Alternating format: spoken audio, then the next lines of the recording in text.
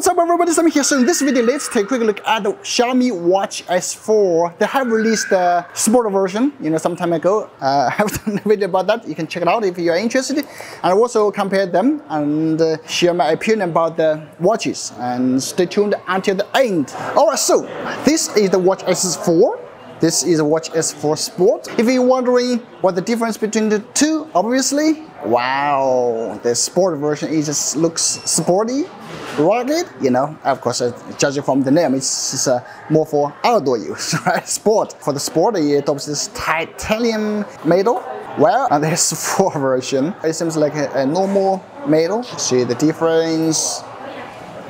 Oh, see? Looks much more rugged. And here the back. Alright, as you can see, it's more complicated than the sport version, right? Yes, of course, you pay more, you get more. And the smaller, if you compare, definitely smaller, and a little bit thinner. Okay, and that is the design difference. Let's check out the other difference from the specs. From what I see, is like for the sport, it has that eSIM independent, communication. Where for the S4, it does not have. Okay, but this seems, the same. In addition to the design difference, and of course, it's much more premium and elegant if you compare the two, the sport version. All right, Xiaomi Watch S4, starting with unboxing. Alright, so there's some highlights at the back. If you're interested, I'll just read for you. A plethora of watch faces, delicate crown. This one, this delicate one, okay? Alright, it's not that delicate though, anyway. Xiaomi Hyper OS, okay, 150 plus sports modes and multi-level health monitoring, heart rate, SpO2, sleeping, pressure, and breathing training. A super long battery life and some more information here.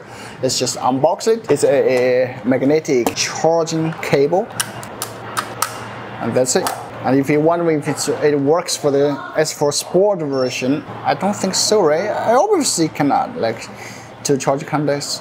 4 charge contacts. It's not compatible. Also a manual, a Chinese manual. This is Chinese version. I'm not sure when it will be released overseas or something. But anyway, that's the unboxing. Really simple unboxing.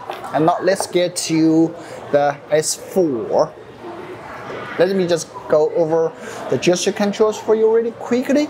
Alright, so this is the watch face, and person holder, you can select different one.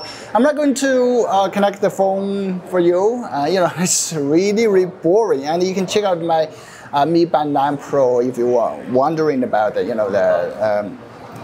what's inside the app. Okay, let's just choose a random one. So if you just crank the crown, you get to see different widgets. Wow, and this is the app. The app, ooh, I like that. Okay, you can own like up and down. All right, and this our app. Ooh. Okay, anyway, and back to the home interface. And there is a key like here. On here, you just press. You enter the shortcuts. Okay, where you can see the torch.